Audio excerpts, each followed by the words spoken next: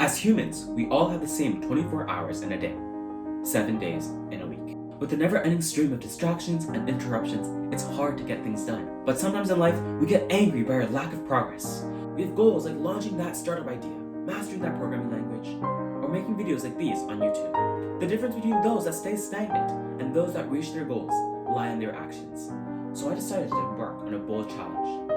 Spend 100 hours in a week on my own personal pursuits. What's up everybody, it's your boy Kevin here, back at it with another video. Last Saturday, I was sitting at my desk and I was thinking to myself, hey, we're about to enter the last week of January. Are you gonna let your first month of 2021 look like this, where you didn't really make enough progress? And I said, no, that was not gonna be okay. So here's what I did. I sat down and made a list of my most valuable goals for this week. Then I decided to embark on a really bold challenge inspired by a fellow Canadian YouTuber called MDprospect. The goal was to spend 100 hours on personal pursuits and my own goals that align with my visions so that I could make the most out of the first month of 2021. Before we get into it, let's do some initial calculations. In one day, there's 24 hours, and over the course of the week, that means I had 168 hours to work with. If I was planning to spend 100 hours on my pursuits, that means I had 68 hours left for everything else. This means on average, I had to spend around 14 hours or so working on things that I cared about.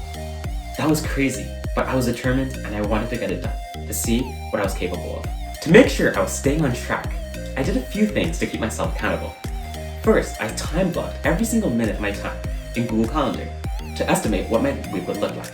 Then, I made sure to incorporate what I like to call daily updates, an awesome technique that I learned from TKS, which helped me really supercharge my day. As well, I used an app called Forest to track the time that I spent, and also use it as a Pomodoro timer.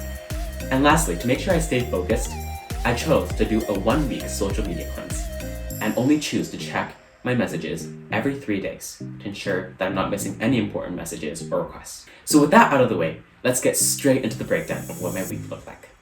Let's get started with Sunday. I woke up bright and early at 9:30 a.m. and then proceeded with my normal morning routine. Afterwards, from 10 to 12, I ended up scripting and prepping for an upcoming Notion video. From 12 to 1, I had a super cool brain day with a TKS student from the virtual program.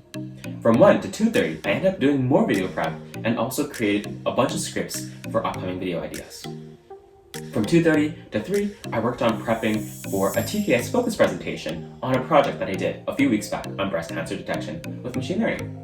From 3 to 6, I had my weekly TKS session where the focus was on gene editing, its implications on society, among many other factors.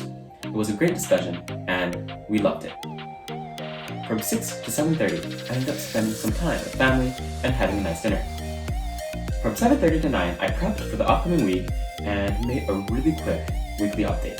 From 9 to 10, I tried to film the intro to this video, but that didn't go too well, so hence I'm filming it right now today. From 10 p.m. to 12 a.m., me and my friends had a brain pod on life, productivity, progress, among many other factors. At 12, I clocked out and head to bed. Let's start with Monday. On the 25th, I woke up bright and early and got straight into my morning routine from 8:30 to 9. To get myself energized, I also ended up doing some yoga. From 9 a.m. to 11:30, I had my first virtual class of the week, where our teacher walked us through a really quick trigonometry test review for our upcoming test on Wednesday. From 11:30 to 1:30, I did some math homework and actually completed an asynchronous quiz. At 1:30, I had a really quick lunch before heading into my afternoon class, English, where we went over a few workshops surrounding comparative essays and how to write effectively. From 3 to 4, I had an AMR strings class. That day was a testing and it went really well. From 4 to 5, I did an awesome TKS Explore module on cellular agriculture. The new advancements and industry blew my mind and I'm super excited to look more into it. From 5 to 5:30, I had a really quick call with one of my mentors, Troy, where we discussed the upcoming launch for a product that I had in mind. From 5:30 to 6, I had a really awesome call with Deb from TKS Toronto. We talked about our AI progress, among many other topics. From 6 to 8, I did my math and English homework as effectively as possible to ensure that I can free up time for things that I want to do for the rest of the week. From 8 to 10, I worked on more event planning and program creation for the Upskill Dojo, a project that I was working on for the month of January. Lastly, to end off the day, I worked through my nightly routine and just headed to bed by 10:30. Let's get into Tuesday. On the 26th, I woke up bright and early again at 8:30, where I went through my morning routine and some yoga as well before I head to class. At 9, I popped into my English class where we were given free time to work on our comparative essays. After class was finished at 11:30, I ended up working on the TKS Viruses Explore module for another 2.5 hours. It was super exciting, and it was really interesting to see the progression and developments of viruses of the past, present, and possibly the future. I also made sure to eat some lunch while I was doing the Viruses Explore module. At 2 o'clock, I popped into my math class, where our teacher ended up starting a new chapter surrounding arithmetic sequences. Next up, for the next hour and a half, I ended up working on some applications for a business, as well as having a meeting with JA executives for the Junior Achievement company that I'm working on. From 5 to 7 p.m., we had our weekly Junior Achievement meeting, where we were covering a bunch of product discussions. At 7, I had an awesome virtual dinner with Nick, where we were having a discussion about a variety of topics, as well as some recent projects that we were working on together. Next, from 8 to 11 p.m., I put together a really quick TKS Toronto virtual co-working session on Zoom. There, I finished one of my first data camp courses, a new resource that was recommended by a fellow friend and YouTuber named Evan. Check him out. From 11 p.m. to 2:30 a.m., I ended up working on my English comparative essay to get it in before the deadline the following morning. I know, I'm gonna work on sleep. Once I plopped into my bed, I was faced with another hour of sleeplessness before dozing off into blissful sleep at 3:30. Let's get into Wednesday. On the 27th, I woke up as per usual at 8:30 a.m., walking through my normal morning routine and doing some yoga before getting into class.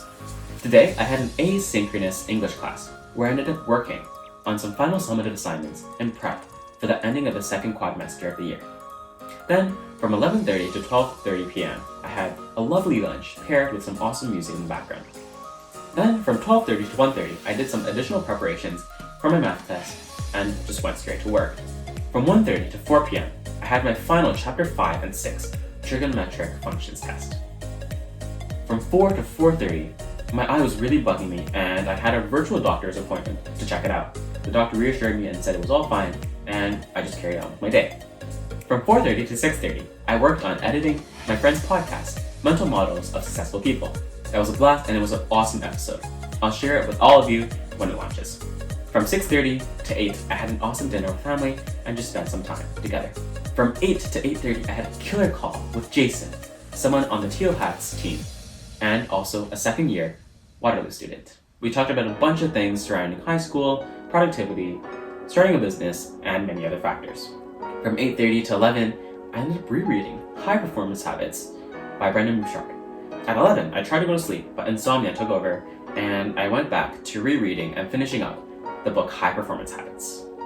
Then, I dozed off into blissful sleep, only to wake up 5 hours later.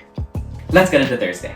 On the 28th, I woke up once again at my usual time of 8:30, where I ended up walking through my normal morning routine, as well as doing some yoga. Then, at 9, I popped in to my morning math class, where our teacher covered a bunch of topics again surrounding our final chapter of the quad. From 11:30 to 1 p.m., I ended up working on some math homework covering today's lesson. Then, for the next hour, from 1 to 2, I had some more applications to complete for a business project, as well as having some lunch.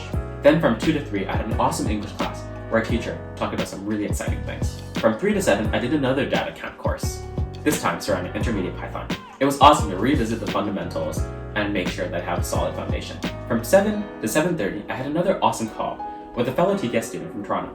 We were talking about our focuses, a bunch of other productivity topics, as well as some psychology. Then at 7:30, I had an awesome dinner and fireside chat with Megan, a genomics and gene editing researcher. Then, from 9 to 10, I had some awesome family time before setting up a monitor that just arrived in the mail. Then, to wrap up the last 2 hours of the day, I analyzed some TV data with Python and also completed some cold outreach. Then, at 12 a.m., I was able to fall asleep and get the blissful rest that I needed for the next day. Let's get into Friday. On the 29th, I woke up bright and early again, starting my day at 8:30 with yoga and my morning routine. And then I headed into my math class, where we continued Chapter 7 of the final quad. From 11:30 a.m. to 1 p.m., I did an awesome Genomics Explore module, which covered and also extended upon the Gene Editing Explore module I did last week. Then, from 1 to 3:30 p.m., I worked on another data camp course called Data Science Toolbox. The course covered some awesome fundamentals that helped me reaffirm things that I worked on before. However, in between, I did have an English class where we ended up checking in and also making sure that we were wrapping up any final discussions we had for the week. Then at 3:30, I had a killer call with Harrison, the TKS Toronto director, where we talked about startups, hiring, product management, among many other topics. It was super helpful. From 4 to 4:30, I was sitting there deep in thought, gathering my thoughts, insights, and takeaways from the previous meeting.